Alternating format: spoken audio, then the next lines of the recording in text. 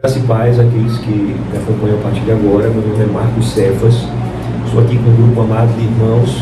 Nós vivenciamos aqui um ministério que é uma área de serviço que tem uma identidade própria. O ministério é parte da igreja inseparável, indivisível do Mashiach e Yahusha, né? E o ministério é uma congregação também. Então nós somos aqui um ministério de líderes. As pessoas que caminham conosco todos são líderes. E caminhamos juntos para a glória do Evangelho do Salvador, para a glória do Salvador e do seu filho Yahusha, né? Hoje nós vamos estudar o texto do livro de Jó, capítulo 10, versículo 12. Na edição revista atualizada diz: vida me concedeste na tua benevolência, e o teu cuidado a mim me guardou. Na edição NVI, nova versão internacional, diz: deste-me vida e fostes bondoso para comigo.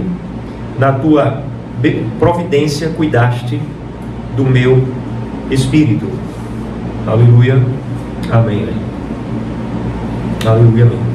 Paizinho querido, vem nos iluminar nessa hora. Faz com que o meditar do nosso coração seja agradável em tua presença. Nós te rogamos por isso, Pai, a cada um aqui que me acompanha, que está comigo nesse momento, que as palavras dos meus lábios e o meditar do meu coração sejam agradáveis em tua presença, porque tu és a minha rocha, a minha salvação, em quem confio. Aleluia, amém. Aleluia, amém. Então hoje estamos vivenciando o último domingo do ano de 2025. E eu queria, à luz dessa palavra aqui, pensar com vocês em gratidão, um coração muito agradecido, sobre a gratidão que traz cura. Uma gratidão que nos cura, que nos impulsiona a avançar. Então, nós estamos dentro de estamos contidos, estamos na contingência do tempo e do espaço. Nós somos limitados. O nosso Pai, Ele é infinito no seu ser. Aleluia. Ele é eterno, Ele é antes de todas as coisas, antes de que qualquer coisa existisse. A gente começou esse momento de adoração aqui lendo o Salmo 90, né? De eternidade a eternidade, antes que os montes, que tu criasse os montes e a terra e o mundo, de eternidade a eternidade, só tu és Yahweh, o Altíssimo. Aleluia.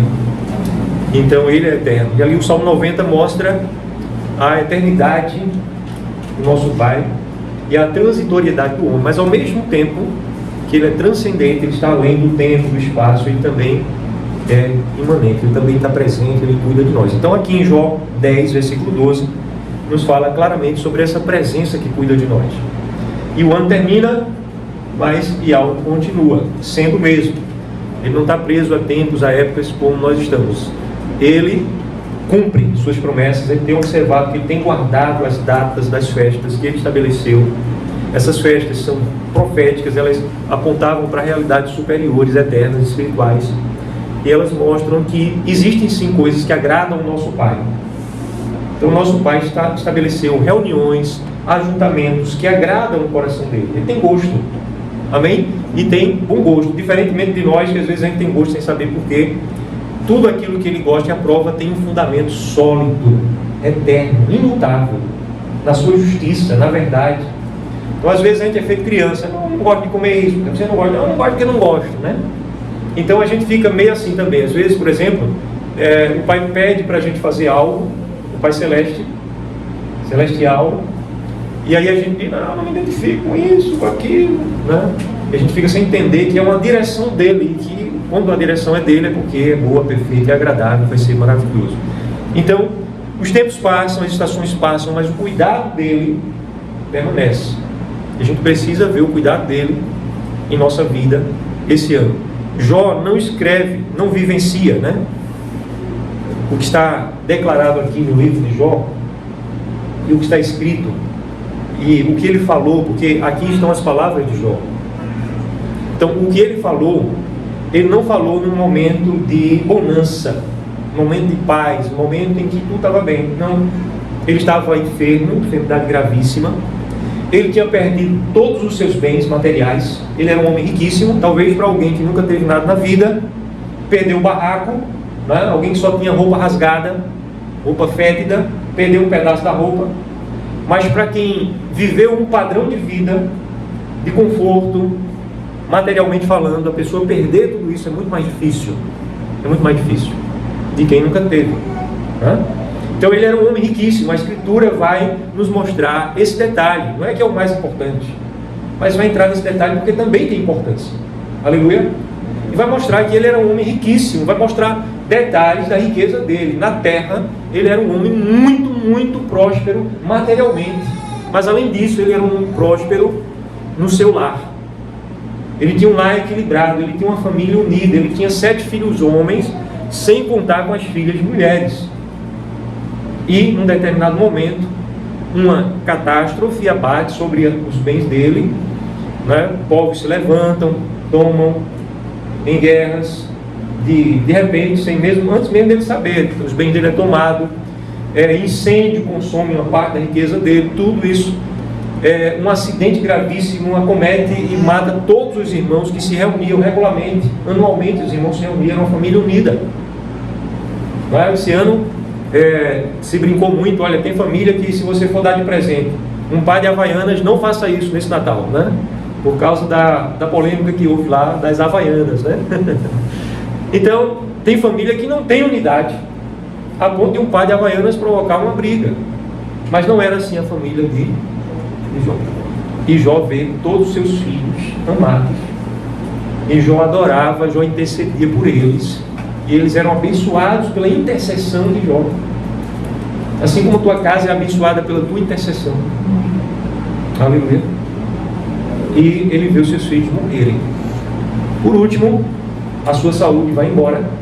Ele fica tomado de chagas abertas. Não eram chagas, não eram só tumores, mas tumores eclodiam, né? E aí fedem, etc. E a Escritura diz que da planta do pé, o couro cabeludo dele, a cabeça dele foi tomado de chagas, de pus, de tumores malignos que doíam muito. O tumor benigno não dói tanto não, eram malignos, era uma dor terrível. E além disso, a mulher dele, que não era um coração convertido, não é tocada pelo mal. Por quê? Porque ela fica ali para ser a voz de Satanás, para dizer: amaldiçoa esse a quem tu adoras, amaldiçoa ele e morre logo de vez. Cadê você? Cadê a tua fé? De que valeu as tuas orações? Não era o santinho da casa? Agora, aí está aí, ó, tudo destruído. Até os teus filhos morreram. Então a mulher ficou ali e ela foi a voz de Satanás, no ouvido de Jó.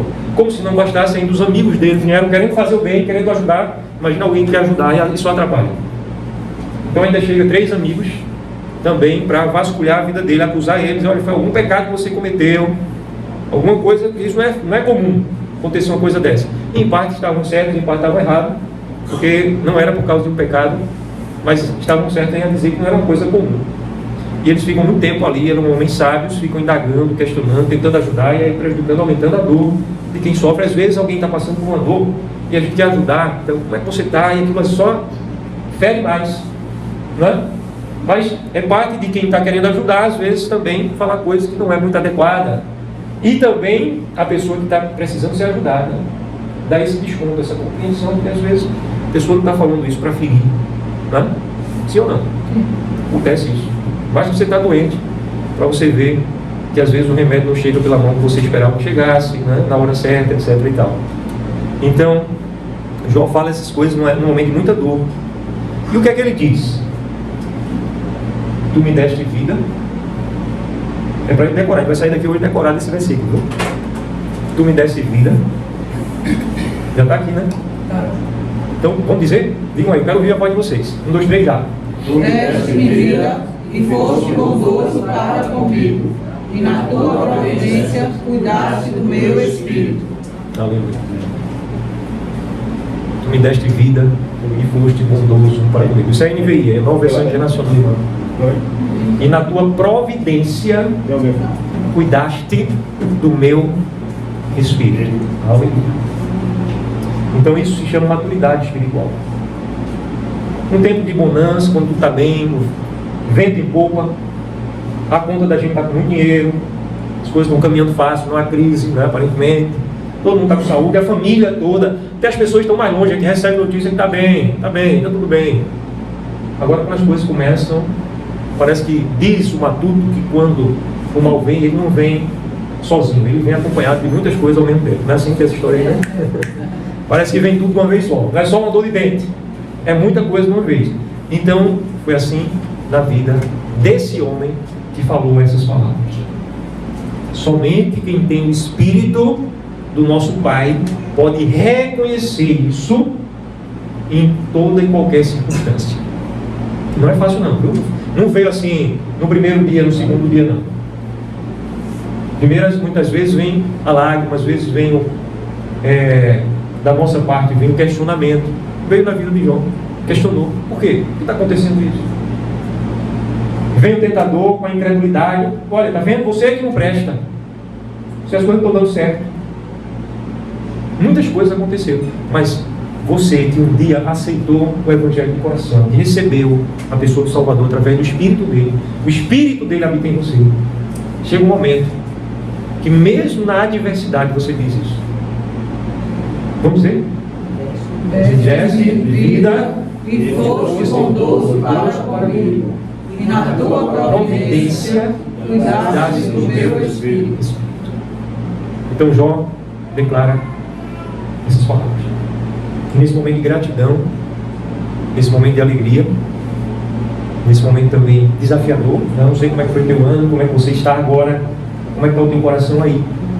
Você está sendo convidado por Ele, através do Espírito dele que está aqui entre nós, a se alegrar nele, não nas circunstâncias, nele. A se fortalecer nele. A alegria de Al é a nossa força. Aleluia. É a nossa força. Aleluia. Então, Ele nos deu vida e benevolência. A sua graça tem nos mantido firmes. Amados, ontem nós estávamos reunidos com a minha família de sangue, né? Meus irmãos. Só minhas duas irmãs que moram na Bahia não puderam vir dessa vez. Normalmente vêm, mas elas virão daqui um pouco mais de um tempo, então acabaram não vindo agora. E quando eu estava ali orando, agradecido também, o Espírito Santo falou sobre a comunhão de gigantes, que são vocês. Os olhos dos homens, talvez a própria maneira como você se vê. Quem sou eu? Sou tão falho, tão limitado. Aleluia por isso. O apóstolo Paulo, na grandeza do seu ministério, ninguém realizou tanto quanto o apóstolo Shaul, mas ele diz: eu sou o menor dos apóstolos. Não era uma falsa modéstia, não, ele estava falando isso seriamente. Eu sou o pior dos pecadores. Então muitas vezes a nossa perspectiva, também real, é ver a nossa limitação, mas existe aquilo que a gente precisa ver também, o que Ele tem feito por nós. Aleluia. E vocês, cada um que está aqui, firme até hoje, é uma comunhão. Nós somos uma comunhão de líderes, e líderes gigantes. Vocês são gigantes. A prova disso é porque a gente está junto. Não é por acaso, não. Prova de fogo a gente já passou. Aleluia. Prova de fogo a gente já passou. E tem passado, né? Nós estamos juntos. Aquilo que é visível e que é agradável à carne, o Pai permitiu que a gente percebesse o essencial e tirasse grande parte de coisas aparentes. E não estava nos diminuindo. Entendam isso, viu, gente? Nós não somos menores nem mais fracos. Como congregação, como comunhão, parte da igreja dele na terra. Nós não somos menores nem mais fracos. Vocês formam uma comunhão de gigantes. Gigantes. Não sei porque o Espírito Santo quis falar isso para mim, mas me deu a convicção disso. E que era para eu compartilhar isso com vocês hoje. Amém? Amém? Amém. Então, não desprezem aquilo que vocês são. A palavra que é traduzida aqui por bondade, ou benevolência, tu me deste vida e foste bondoso para comigo. Tem uma palavra aí, o adjetivo, né? Que vem do substantivo bondade, o ser bondoso, que é traduzido aí, né? Tu foste bondoso, significa, em hebraico, a palavra reset. Parece um pouco um reset ou reset mesmo, né? Mas não é uma ação ocasional. Ele não foi bondoso ocasionalmente. 2025 foi muito bondoso para comigo, não. É algo perene. É resultado de um amor pactual. A bondade dele, ela se traduz em ações dele para conosco, como resultado daquilo que ele é. E tudo isso está nessa palavra aí. Recebe. É H, a transliteração. H-E-S-E-D de dado. É a transliteração, né? As palavras no hebraico é tal,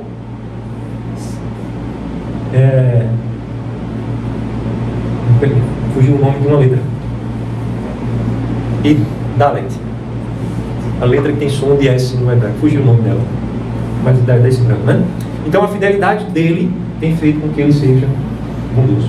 Ele é o autor da tua vida. Reconheça isso. O salmista diz: todos os meus dias foram escritos e determinados quando nenhum deles havia ainda. Amém? Amém. É algo tão perfeito, tão sublime, que não fere a nossa liberdade, que não tira, castra a nossa responsabilidade. Você, diante da justiça, é totalmente responsável pelos seus atos.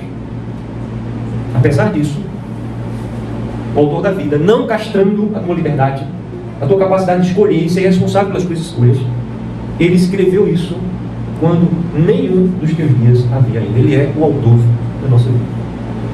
O que é que diz lá em Romanos, o apóstolo chamou, capítulo 12, versículo 28? Nós sabemos, nós temos o Espírito, nós somos a igreja, nós sabemos que todas as coisas cooperam para o bem daqueles que amam a Yahweh, que são chamados segundo o propósito dele, seu propósito. Aleluia. Então ele faz com que todas as coisas passem a cooperar. Ele é o autor da nossa vida, ele nos deu a vida. Agora imagine você, tem pessoas que têm dias mais sofridos do que outras nessa vida. Tem pessoas, por exemplo, que nascem já enfermas, passam muito tempo em sofrimento. Tem pessoas que, ao aproximar-se da data da sua morte, sofrem muito tempo antes, 1 ano, 2, 3, 5 anos, 10 anos sofrendo, 15 anos sofrendo, 30 anos de sofrimento, em cima de uma cama. Tem gente que sofre muito nessa vida. Mas o fato de receber o dom da vida é uma dádiva que não tem preço. Ele te deu a vida. E a vida não se resume, ainda que a gente só sofresse. Você não tivesse nada a dizer, isso foi bom na minha história de vida. A tua vida fosse só lágrimas, somente dor. Ainda assim, a tua vida não se resume a 100 anos, a 120 anos que alguém passasse aqui só sofrendo. Porque nós recebemos a vida eterna. Então, um nasce morto, um bebê prematuro, que foi gerado no ventre da sua mãe, e foi assassinado, muitas vezes como estão sendo assassinados aí hoje aos milhões, por causa dessa política satânica que tem dominado. Estamos realmente perto dos tempos do fim. E o que acontece?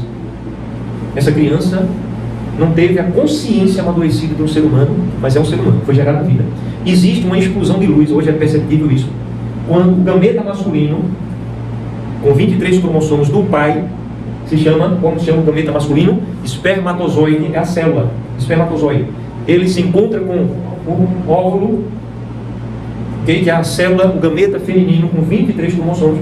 Quando se unem, passam a ter 46 cromossomos, e o óvulo deixa de ser óvulo, agora fecundado, chama-se ovo, ou zigoto. Amém? Mas quando acontece a fecundação, primeira coisa, a membrana daquele que era o óvulo, se torna o ovo, se torna impermeável, não entra mais outro. Há raros casos que a pessoa é um gêmeo univitelino, nasceu do mesmo óvulo, né? Ou trigêmeos, mas isso aí acontece mais hoje em dia por causa já da ação humana. Entretanto, o óvulo se blinda e existe uma explosão de luz ali. Quem estuda a palavra e tem discernimento das coisas espirituais entende que ali a vida do Pai passa a existir. Um ser humano foi gerado ali. Você entende isso? Amém? Então, se aquele óvulo, aquele zigoto for destruído poucos segundos depois de ter sido fecundado, ali já está uma alma humana que recebe a vida eterna, que vai ser aperfeiçoada em espírito e em verdade, salva pelo sangue de Yahshua. Aleluia. Amém? Todas as crianças que morrem na sua inocência, independente da idade, elas são eleitas, são salvas pelo sangue de Yahshua. Amém? Elas são herdeiras do pecado. O salmista vai dizer: em pecado me concebeu minha mãe, mas ela recebeu o dom da vida. O sangue de Yahshua está sobre as crianças. Deixai vir a mim os pequeninos, não os embaraceis, porque deles é o reino dos céus. Quem disse essas palavras? Yahshua, o único Mashiach, suficiente Salvador, suficiente Mashiach. Delas, das crianças, é o reino dos céus. Aleluia. Então, às vezes, os pais ficam realmente pesarosos, chorando, quando algo de mal acontece a um filho na sua infância. Mas aquela criança está salva. Jó não perdeu seus 7 filhos. No final do livro de Jó, vai contar que ele recebeu tudo em dobro, tudo dobrado feito tapioca. O Matuto diz assim: dobrado feito tapioca. Então, por exemplo, se ele tinha 1000 juntas de boi, ele recebeu 2000. Mas os filhos, ele não nasceu 14, nasceram mais 7.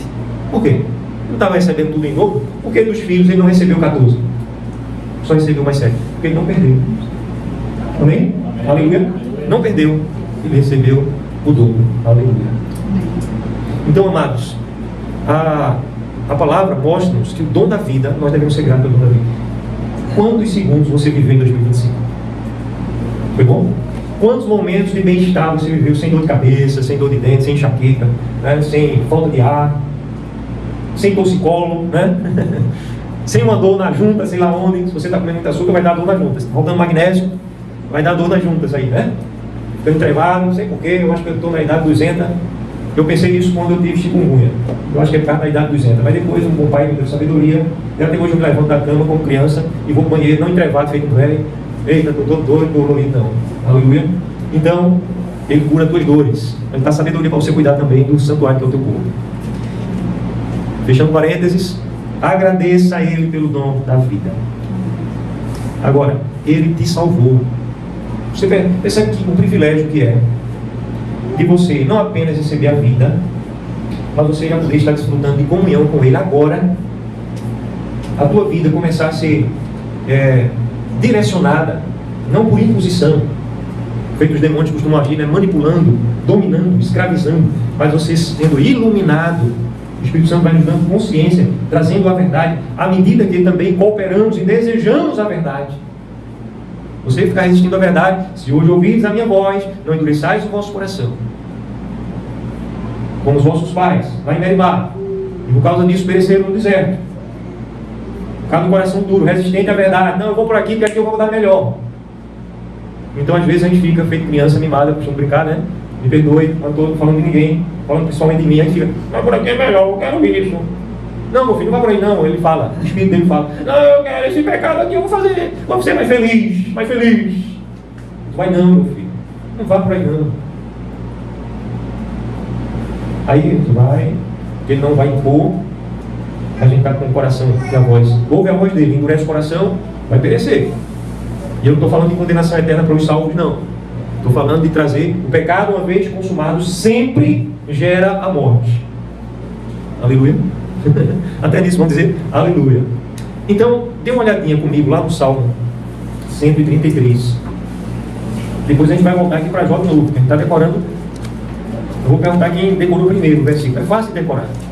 Salmo 133, mas a gente está decorando Jó 10, 12. Ó, quão bom e quão agradável é viverem unidos os irmãos. Agora, quem está dizendo isso aí? Foi o salmista? Foi Davi? Foi o Espírito do nosso Pai? Quem está dizendo essas palavras? Essas palavras aí você está atribuindo a quem? Eu estou atribuindo ao meu pai, ao meu papai. Amém? Ele está dizendo: olha como é bom, como é agradável viverem unidos os irmãos. Então, o Espírito Santo mostrou que nós somos uma comunhão de gigantes. Nós somos. Eu não sou nada. Aqui a gente não trabalha com títulos, né? Mas os apóstolos não tratavam um ao outro com títulos. O reverendíssimo apóstolo, o santíssimo apóstolo Paulo. Pedro falando de Paulo e Paulo falando de Pedro. O santíssimo apóstolo Pedro. Não, ele chamava o irmão Pedro, o irmão Paulo. E a gente deve avaliar isso, porque muita gente fica, não, porque reverendíssimo, fulano, não sei das quantas, né? Tem respeito, reverência, não é da boca para fora, é do coração. Que adianta chamar isso daquilo? e a pessoa vive um coração de desonra, de desunião. Nós devemos considerar uns aos outros dignos de honra, especial honra. A palavra existe literalmente, não estou citando um versículo aqui. Então, o nosso Pai está dizendo como é bom e agradável viver unidos os irmãos. É como óleo precioso sobre a cabeça, o qual desce para a barba de Arão, e desce para a gola das suas vestes. Quando foi que isso aconteceu? Era todo dia. Isso aqui está retratando um momento especial na vida de Arão, quando Arão foi ungido. Então houve uma sensação incrível do descer da unção, simbolizado pelo óleo que desceu na cabeça, para a barba, para a gola das vestes de Arão. Uma sensação indescritível, que o nosso Pai viu essa sensação. Amém? E o nosso Pai está dizendo que a nossa comunhão é algo tão incrível, e tão precioso e tão prazeroso como o óleo que desceu naquela ocasião única. Não se repetiu. A unção veio muitas vezes na vida de Arão, mas aquela condição inicial, batismal, que deu início, foi algo tremendo na vida dele. É sobre isso que a palavra está se referindo. Agora veja, algumas comparações. É como o óleo que desce. A unção do Espírito que traz a nossa comunhão, ela vem de cima. Nós somos uma comunhão de gigantes, porque isso não veio de nós. Foi você porque você é melhor que alguém, A, B ou C, ou porque quem não está aqui é inferior a nós. Não, não é isso, gente. Mas porque de cima ele derramou óleo e ele tem um propósito tremendo na nossa comunhão. E ele tem feito de cada um aqui gigantes na fé, gigantes na nossa comunhão. Aleluia. Quem pode dizer amém? Amém. Como óleo que desce, e desce sobre a cabeça, para a barba e para as vestes. Isso tem significado. Toma conta dos nossos pensamentos, toma conta da nosso semblante, do que as pessoas vão ver, da nossa presença. Então, se a unção do Espírito em comunhão toma conta dos teus pensamentos, vai ser algo visível ao mundo, na tua face. Amém? E vai descer para as vestes. O que é veste? A veste, na Escritura, são as obras dos santos. Então afeta os meus pensamentos, o meu semblante, a minha face. Antigamente o povo matuto, né? Matuto não, de modo geral, o povo antigo dizia: qual é a sua graça? Pergunta essa: qual é a sua graça? Seu nome, né? Mas estava se referindo à graça da sua face, sabia? Da sua presença. Qual é a sua graça? Então você dizia: meu nome é Marcos Cefas, né? Principalmente as mulheres, né? Qual a sua graça? E os homens costumavam fazer isso até elogiando também. Então, a nossa face fica iluminada pela presença dele, que se derrama na nossa comunhão. Se nenhum homem é uma ilha, como diz os filósofos, como essa frase famosa, né, de um filósofo, mas muito menos, eu costumo dizer, a igreja. A igreja não existe para viver isolado. A palavra carral em hebraico é mais do que congregação, é comunhão. Comunhão viva. Então nós somos chamados a alimentar, a viver uma comunhão, aleluia, e crescermos em comunhão. Desce para as vestes, para as nossas obras. Então nós começamos a realizar coisas que são as nossas vestes, e bem-aventurado aquele que morre em alcha desde agora, porque as suas obras, as suas vestes o acompanham, e as nossas vestes são vestes lavadas no sangue do Cordeiro, aleluia. Então essa graça se manifesta na nossa face, para as pessoas, e você não faz ideia de como isso acontece. Você chega num lugar que ninguém te conhece, você entra e a presença se manifesta, aleluia. Mas se você estiver vivendo carnalmente, vazio, você está salvo, mas com a presença do Espírito está apagada. O apóstolo diz: não apagueis o Espírito de algo que habita em vós. Não entristeçais o Espírito de algo. Então, quanto mais você vive em comunhão com Ele, isso foi demonstrado literalmente, mais a tua face brilha, mais as tuas vestes são luminosas. Aleluia. Amém? Então, agradeça a Ele esse ano de vitória. Agradeça a Ele. Vamos dizer um versículo aqui. Todo mundo, 1, 2, 3 já. Deste-me vida e foste bondoso para comigo, e na tua providência cuidaste do meu espírito. Quais são as 3 coisas? Primeira, deste-me vida. Segunda, foste bondoso para comigo. Terceira, na tua providência Cuidaste do meu espírito. Cuidaste do meu espírito. Então devemos ser gratos a nós pelo dom da vida e ser gratos pela nossa comunhão. A verdadeira igreja, ela tem união verdadeira. Se não tiver união da igreja, não. Pode chamar qualquer coisa. Movimento evangélico que está pregando muito o evangelho, aleluia. Paulo diz: olha, uns pregam por porfia, outros pregam por ciúme. Não importa que Cristo tenha pregado. Outros estão mercadejando a palavra do evangelho, está fazendo dela uma mercadoria. Tem gente aí fazendo do evangelho mercadoria. Tem gente aí vivendo uma agenda bonita de igreja, mas só uma agenda, porque o coração está inflamado. Primeira ocasião propícia, vai vir as mazelas que não estão tratadas pela palavra, que a pessoa não quis ser tratada pela palavra do Espírito. Então está vivendo aí carnalmente. Não há união, não há unidade, não há comunhão. E isso não se chama igreja. Igreja é união. Então, nós não precisamos julgar nem comparar. Não precisa estar vivendo comparação. Né? Não fique se comparando. Ministério A, B ou C. Ou querer saber o que é que está acontecendo não sei onde. Com os irmãos não sei das quantas. Não. Basta a gente saber que a comunhão dele tem sido derramada como óleo precioso entre nós. Aleluia? E nós somos uma comunhão de gigantes. Aleluia. Vocês são líderes prontos. A gente precisa viver mais e mais oportunidades de vocês colocarem em prática isso. De pregar com autoridade, com ousadia. Já algumas vezes o Espírito Santo falou no meu coração e eu resisti, disse, não, a gente vai fazer. Tratei com conselho, depois esqueci. De a gente fazer cultos constantes ao ar livre, em vários lugares. Mas depois ele disse que era sábio a gente não começar isso de uma vez só. Por exemplo, a partir de agora todas as nossas reuniões vão ser nas ruas. Cada dia um lugar diferente. Isso é possível? É possível, porque hoje em dia, para reunir num lugar, a gente não precisa mais de endereço fixo. Há 10, 20, 30 anos atrás precisava. 40, 50, 100 anos atrás precisava. Por quê? Porque senão como é que ia avisar todo mundo? Hoje em dia só não sabe quem quiser saber. Porque até em cima da hora, a reunião, olha, vai ser aqui, no bairro tal, na praça tal, coloca a localização aí, na frente da casa X. Ah, mas é difícil locomover. Realmente é mais difícil para algumas pessoas do que para outras. Você está vivendo em união, tem como a gente chegar. E evidentemente avisando com certa antecedência. Mas a gente não vai fazer isso não se preocupe não, que vai ser assim não, viu? A partir de agora, todos os cultos, todos vão ser o ar livre. Não. A gente vai dar início pelo menos uma vez no mês. Mas é desconfortável, está o ar livre, a gente dá as caras ao mundo, né? Incomoda, às vezes as pessoas vão ver, oxe, não é daquele ministério ali, né? Mas será que a gente vai se envergonhar, né? Quem nós somos? Ou que a gente já é forte o suficiente para que a gente saiba que é valioso também o suficiente para a gente não se envergonhar disso. Então, a segunda coisa que eu quero destacar aqui, aliás, a terceira, né? Primeira, me desse vida. Segunda, tua graça, tua bondade foi para comigo. E a terceira coisa, tua providência. Cuidasse do meu espírito. Providência. Providência. Sabe o que essa palavra aí significa?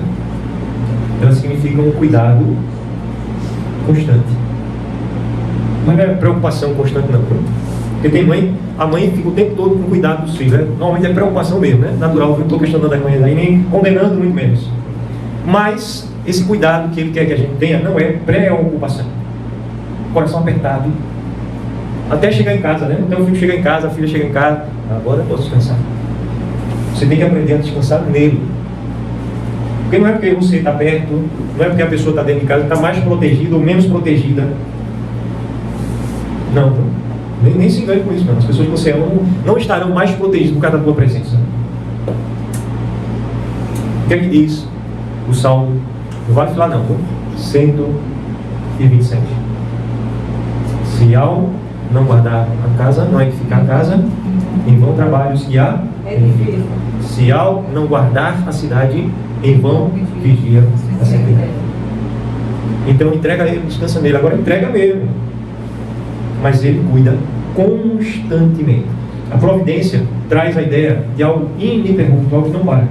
Então esse nosso Pai que é eterno, que é transcendente, ele também é imanente. Ele se faz presente em 2025. Em todos os dias da nossa vida ele se fez presente. Ele se fez presente de uma maneira concreta, ouvindo nossa oração. Tua oração tem poder, muda a história. Aprove a ele fazer assim. Ah, mas tudo já não está dentro do decreto eterno, soberano dele? Está. Mas isso não escapole as tuas orações. Na tua liberdade, na tua responsabilidade, no poder que tem a tua oração, consta nos decretos eternos de Deus. Então, ore. Ele estava presente quando você orou. Ele estava presente dando livramento. Ele estava presente quando você esteve doente, doenças mais graves e menos graves. Talvez você achou que não esteve doente. Mas é possível que o teu corpo tenha passado por situações, é possível, viu? De perigo, de ação de agentes infecciosos graves, em momentos delicados, ou mesmo metabólico, fisiológico, a gente esteja com um momento de estresse orgânico elevado que a gente não conhece conscientemente. E a nossa vida esteve com um fio delicado, mas em todos os momentos Ele esteve cuidando de nós. Amém. Aleluia. Aleluia. Na tua bondade, foste com tua graça. Agora, a terceira coisa que é destacado aí é a providência, algo que não para, providenciando, mantém. Esse ano foi um ano difícil.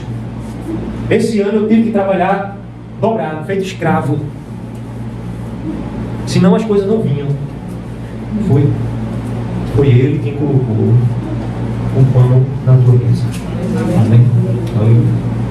O apóstolo Paulo chega na cidade de Atenas, ali cheio de filósofo, pessoa metida a sabichão. Aí ele diz assim: olha, o Altíssimo a quem eu prego, Ele é quem a todos dá vida, respiração e tudo mais. Vida, a gente já falou, primeira coisa, respiração, cuidar dele, e tudo mais, a providência dele. Mas a providência dele maior está quanto ao nosso ser. Ele está cuidando de você fisicamente, materialmente, cuidando da tua saúde, cuidando das pessoas que você ama. Ele está cuidando. As pessoas são importantes para você, Ele está cuidando. Ele está cuidando do teu futuro, Ele já está lá. E a gente fica às vezes também pensando, planejando, e às vezes até inquieto, né? Mas Ele já cuidou. Creia nele, creia. Agora, acima de tudo, sabe o que Ele está cuidando? Ele está sendo providente. Porque Ele está interessado no teu ser. Ele está cuidando do teu espírito. Então, quando Ele permite momentos desafiadores na tua vida, Ele está cuidando, Ele está tratando com o teu ser. Como o Pai sabe, Ele permite. Às vezes o pai tem que dar um não ao filho. Os meninos nunca me deram trabalho, nem a mim nem a André, ia para o shopping para onde fosse. Como criança, eu gostava de brinquedo, tiveram bons brinquedos, tiveram a oportunidade de dar tudo que eles queriam em um determinado momento, mas também não era tudo e o tempo todo, não, porque às vezes a gente podia dar, mas a gente não dava. E para onde a gente fosse, eles não ficavam reclamando, se queixando. Me dá, eu quero. Não. Até comida mesmo. A gente vai comer isso. Mas muitas vezes o nosso pai, querendo nos dar algo, Ele não dá, porque naquele momento não será bom. Então Ele diz não, porque Ele está tratando com o nosso ser. Então Jó, pelo espírito do nosso pai, porque só quem tem o espírito dele pode ter o entendimento disso aqui. Não é intelectual, teórico todo mundo aqui está tendo agora, mas o entendimento a ponto de sair ser parte de quem você é. E em qualquer momento da tua vida, isso está afetando você positivamente. E quanto mais você amadurece nele, mais isso se torna forte dentro de você. Amém? Mais se torna forte. Por isso que ele disse, veja, muito importante que eu vou falar agora, viu? Atenção. Preste atenção comigo. Ele disse para a nação de Israel e os habitantes da cidade de El-Shaddai naquela época, ele disse: esse povo sofre como ovelhas que não têm pastor. Será quantas vezes que nós estamos sofrendo como ovelhas que não têm pastor? Então, à medida que você anda com o pastor, que jamais é Marco Cefas, nem nenhum de nós aqui, nós somos chamados a ser líderes, presbíteros, né? Líderes na casa de oração, do povo, a implantarmos a igreja dele mundo afora. Vocês são chamados. E vai acontecer. Se eu não vir antes, se ele vir, não está no plano dele. Mas se ele não vir, é porque está no plano dele. E aqui, amados, queria que vocês se vissem assim: vocês são uma nação de gigantes. Vocês já estão prontos nele. E Ele está cuidando e tem cuidado do nosso espírito. Amados, nós vivemos um tempo maravilhoso, um tempo profético. Eu queria concluir essa ministração trazendo a ideia de vocês isso. Porque até aqui a gente olhou para o 2025 e para trás, né? Ele nos deu vida, a sua bondade tem sido conosco, Ele é o nosso ajudador. Da vida assim, eu tenho a Ial entre os que me ajudam. Tem outro momento que ele diz assim: se é por mim, quem temerei eu ao homem? O que me pode fazer o homem? A quem temerei? Não é? Então ele está conosco. Na sua bondade ele tem sido conosco. Mas na providência dele, algo que não para, nem muda, porque eu tropecei, porque eu pequei, eu deixei de pecar. Não muda a providência dele. Ele vai tratar com o meu espírito. O desejo dele está me preparando para que eu não tropece. O pai não quer que o filho ande tropeçando com a ponta do pé toda estambocada, né? O osso aparecendo do dedão, né? Tem gente que pensa que o Altíssimo quer que a gente viva se arrastando pelo chão. Não, ele quer que você ande de pé. Mas isso é maturidade. Porque o bebezinho tem que se engatear. O bebê tem que engatear. E até cair. Quanto mais o tempo passa, a gente amadurece, menos a gente está caindo. Só chega um problema quando a gente fica velho. Aí já é outra coisa, que espiritualmente a gente não envelhece. Mas sabe o que acontece com o velho? O velho fica com medo de cair. Porque quando cai, não tem mais flexibilidade. Não se quebra. Cai duro, né? Aí quebra o osso, quebra a perna, fêmur, a bacia, quebra o braço. Se você não tiver a flexibilidade na oração, você não envelhece. Estou falando de coisa orgânica e material, não. Do teu corpo, não. Estou falando do espírito. O teu pai não quer que você caia e quebre, nem que fique se rastejando, engateando. E depois começa a andar que você fique dando tropeção no meio da rua, quebrando o dedo, esfolando o pé. Não. Ele quer que você ande na presença dele, na terra dos viventes. Aleluia. Assim é escrito. Então isso requer consagração. Agora, ele nos preparou para um tempo como esse. Aqui no momento devocional, a gente leu também Zacarias 14. Se desse tempo, eu teria lido capítulo 9, capítulo 10, capítulo 11. Por quê? Porque esses capítulos da profecia de Zacarias, como outros profetas também, são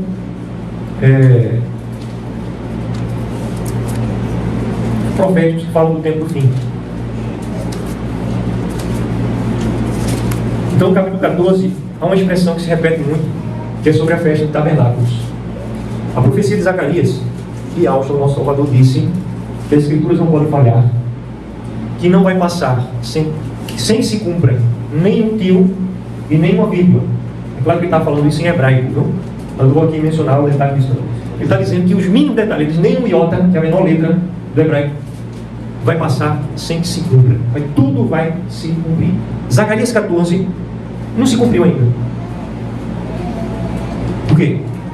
Esse que vem dias, vem o dia, não dias, vem o dia de algo, em que os teus despojos se repartirão no meio de ti. Porque eu ajuntarei todas as nações a peleja contra Yahushalai. E a cidade será tomada, e as casas serão saqueadas, e as mulheres forçadas. Metade da cidade sairá para o cativeiro, mas o restante do povo não será expulso da cidade. Alguém pode dizer, mas isso aqui se cumpriu. Isso aqui já aconteceu no cativeiro babilônico. Isso aqui se cumpriu também quando o imperador Tito também cercou Jerusalém. Isso aqui também aconteceu. Mas Zacarias está falando de algo. Veja, já houveram duas ocasiões que isso aconteceu. Mas também haverá de acontecer ainda, porque essa profecia não se cumpriu ainda plenamente. Veja só o que diz, versículo 3. Então sairá Yahweh e pelejará contra essas nações. Aqui não está dizendo que uma nação, que os soldados de Roma, do Império Romano, que falavam latim, era uma língua viva na época, né? Eles falavam latim. Eles tomaram, não. Eram, aqui em Zacarias 14, as nações que virão a peleja. Então sairá Yahweh e pelejará contra essas nações, como pelejou no dia da batalha. Naquele dia estarão os seus pés sobre o monte das oliveiras. Os pés de quem? Os pés de Yahweh, o Senhor de Yahweh. Yahweh dos Exércitos está lá. Yahweh dos Exércitos vai sair a peleja. Naquele dia os pés dele estarão lá. Mas quem é o braço forte de Yahweh? É Yahusha. Outros profetas falaram literalmente que é o Mashiach. Ele vai vir e pisar sobre o Monte das Oliveiras. Os Montes das Oliveiras existem lá até hoje. Tem um vídeo que é uma prova cultural, canal Israel Maligno. Depois vocês procurem lá, ela falando do Monte das Oliveiras. É onde Yahusha orou também antes. Ele orou e chorou também antes de ser levado ao madeiro, né? Ele intercede ali. Ele ia para o Monte das Oliveiras. Ali tinha olivais, produção do azeite, né? Isso são detalhes aqui. Mas Yahshua vai descer, ele vai pisar sobre o Monte das Oliveiras. E o Monte das Oliveiras vai se fender no meio. E vai haver um grande vale, vai ser aberto um grande vale. Uma banda ficará para o sul e outra banda para o norte. E muitos de Jerusalém vão ser protegidos e vão sair por ali pelo vale, porque os exércitos de Yahweh estarão ali. Então vejam a continuação da leitura. Estarão seus pés sobre o Monte das Oliveiras, que está de frente de Yaushalai, para o oriente. E o Monte das Oliveiras será fendido pelo meio, para o oriente e para o ocidente. E haverá um vale muito grande. Metade do monte se apartará para o norte e a outra metade para o sul. Fugireis pelo vale, pelos meus montes, porque o vale dos montes chegará até Arasaial. Sim, fugireis, como fugistes do terremoto nos dias de Uzias, rei de Eldá. Então virá Yahweh, o Altíssimo meu, e todos os santos com ele. Quem está dizendo isso? Zacarias. Zacarias. Quem está dizendo assim? Virá Yahweh, o meu Altíssimo. Amém? Então essa narrativa aqui, na primeira pessoa, ele está descrevendo algo. E ele está dizendo, o meu Altíssimo vai vir naquele dia. Versículo 6. Acontecerá naquele dia que não haverá luz, mas frio e gelo. Mas será um dia singular, reconhecido de Yahweh. Não será nem dia nem noite, mas haverá luz à tarde. Naquele dia também sucederá que ocorrerão de Yaushalai águas que correrão, águas vivas, metade delas para o mar oriental e outra metade até o mar ocidental, no verão e no inverno. Sucederá isso. Então não vai ser águas que vai depender de ser verão e inverno, né? Yahweh será rei sobre toda a terra naquele dia. Um só será Yahweh e um só será o seu nome. Qual vai ser o nome dele? Yahweh, né? Nosso Salvador. Então os homens aí têm atribuído muitos nomes. Hoje estamos num tempo profético. A gente tem, especialmente 2019 para cá, né? As provas arqueológicas, textuais, que nos dão acesso ao nome do Pai e ao nome do Filho. E esse nome, né? Os outros nomes se mostrarão falsos. Ele vai dizer, meu nome é esse aqui, é esse, é Yahweh dos exércitos. Toda a terra se tornará como a planície de Geba ou Jeba, Rimon, ao sul de Yaushalai, e será exaltada e habitada no seu lugar, desde a porta de Benjamim até o lugar da primeira porta, até a porta da esquina, desde a torre de Ramanael até aos lugares do rei. Habitarão nela e não haverá mais maldição, e ela estará segura. E os reis das nações que permanecerem virão ano a ano adorar lá em Yaushalai, adorar o rei dos reis. Aleluia. Todas as nações que sobrarem. Isso vai acontecer durante o reino milenar. Essa profecia de Zacarias, Zacarial, só tem lugar no reino milenar. Agora vejam que coisa tremenda, versículo 16. Eu gostaria de ouvir a voz de vocês comigo. Todos os restantes de todas as nações que vieram contra Yaushalai subirão de ano em ano para adorar o rei Yahweh dos exércitos e para celebrar a festa dos tabernáculos. Por que a festa dos tabernáculos? E aqui ele repete tanto a festa do tabernáculo, festa do tabernáculo, festa do tabernáculo. Domingo passado, dia 21, né, de dezembro, nosso calendário gregoriano ocidental, romano, de Roma, nós mencionamos no domingo passado que Yahweh, ele veio tabercular conosco. Ele deixou a sua glória e assumiu o nosso corpo, tabernáculo frágil, uma tenda. A festa do tabernáculo é a festa das tendas. Todo ano acontece lá em Jerusalém, a festa dos tabernáculos. Normalmente, no nosso calendário, coincide com o final do mês de setembro e começo do mês de outubro. Por que é que ele não é fixo? No calendário de Jerusalém, religioso, ortodoxo de Jerusalém, o calendário bíblico é um calendário lunar. A data é fixa, assim como também a Pesach. É uma data fixa, não é móvel não. O calendário da gente é uma data móvel, a Páscoa. Por quê? Porque Roma, lá na Itália, Roma, o Vaticano, estabelece, vai ser tal data. Aí 40 dias antes vai ser o Carnavales, que vale a carne, 40 dias antes. Depois vem a Quaresma, para o povo se arrepender, santificar, pegou com a agenda programada. Aí depois vamos se santificar, e quando chegar a data do Carnaval, passou 40 dias do Carnaval, aí vem a Páscoa. É uma data móvel. Às vezes no começo de abril, às vezes no final de abril, às vezes no final de março. Não é assim? Não é assim? Só que a Pessach, a passagem por cima, a data que Alja celebrou, é uma data fixa. Interessante como ele observou essas datas que são fixas. Ele observou a data de Pentecostes, o Espírito Santo desceu em Pentecostes, na data da festa de Pentecostes. Então, as profecias se cumpriram. A festa do tabernáculo, eu tenho crido que foi a data do nascimento dele. Quando ele nasceu na festa de tabernáculo. Ok? Tanto é que José e Maria, Yosef e Miriam vão até a cidade de Belém, porque havia um decreto de César, né? Que todos os homens iam para sua terra natal para se alistar. Então José sai, vai lá para a cidadezinha de Belém, cidade pequena, e lá se cumpre os dias de Miriam, Maria, da luz. E não havia lugar para eles na hospedagem, e ele nasce na estrebaria. Então ele taberculou conosco. Amém? E literalmente. Então, aqui se repete muito essa festa de tabernáculo. Versículo 17, olha. Se alguma das famílias da terra não subir a Jerusalém para adorar o rei e aos exércitos, não virá sobre ela chuva. Se a família dos egípcios não subir, por exemplo, nem vier, não cairá sobre eles a chuva. Virá a praga com que ao ferir as nações que não subirem a celebrar a festa dos tabernáculos. Qual a praga? Um ano sem chuva. Vai ser dilúvio. Então vai ser a praga que vai vir para essas nações. Esse ano não vai não. E aqui já é graça sobre graça, porque aqui depois de ter acontecido a grande tribulação, os que restaram depois da guerra lá contra Jerusalém, a guerra de Gog e Magog, aí os que restarem das nações irão anualmente adorar. Agora, na festa dos tabernáculos. Por quê?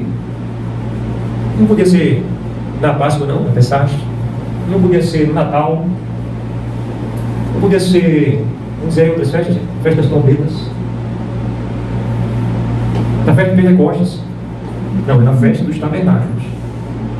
Porque é a festa em que a gente celebra o Salvador, que ele se fez homem para nos dar salvação e vida eterna. Esse será o castigo dos egípcios, o castigo de todas as nações que não adorarem, não subirem a celebrar, versículo 19, a celebrar a festa dos tabernáculos. Então, veja quantas vezes repete: festa do tabernáculo, festa do tabernáculo, festa do tabernáculo, festa dos tabernáculos. E lá, o banquete vai ser grande. Todas as panelas de Jerusalém, Israel vai ser santa, vai ser usado tudo quanto é panela vendida. Imagina, vai ter uma produção grande de panela, e todas as panelas serão panelas santas. Amém? Gente, o que é que isso tem a ver na prática? Porque a gente pode olhar para 2026, independente das questões geopolíticas, da política nacional, é um ano de eleições, né? Um ano de crise econômica, como está acontecendo por aí, de possíveis catástrofes climáticas, porque o próprio homem também tem o seu conhecimento. Está profetizado. Daniel disse que o conhecimento do homem se multiplicaria nos últimos tempos. Nunca antes a ciência, está escrito assim lá no livro de Daniel, a ciência se multiplicará nos tempos do fim. Então o homem hoje interfere no tempo. Ele tem mudado o tempo e as estações. Também está profetizado na palavra que o homem e o antimachia, o filho da perdição, também ia interferir. E nos períodos da grande apostasia seriam mudados o tempo e as estações. A gente está vendo o tempo da grande apostasia.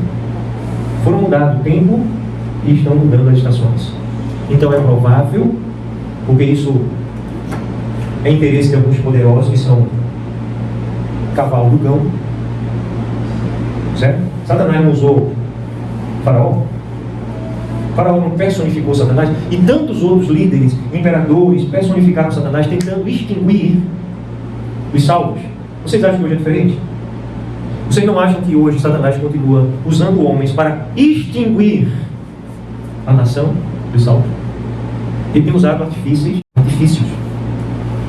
mais sutis, mais enganosos, mais elaborados, mais sofisticados.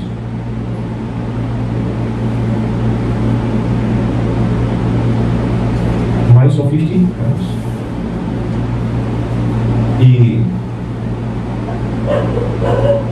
é muito possível que em 2026 nós presenciemos catástrofes climáticas. E a narrativa aí, né? Que isso é devido à mudança climática. Mudança climática não é o homem agindo intencionalmente, perversamente. Existem pessoas que estão aí no poder, quanto pior, melhor. Você tem interesse nisso. E estão realmente fazendo, às vezes, dos demônios.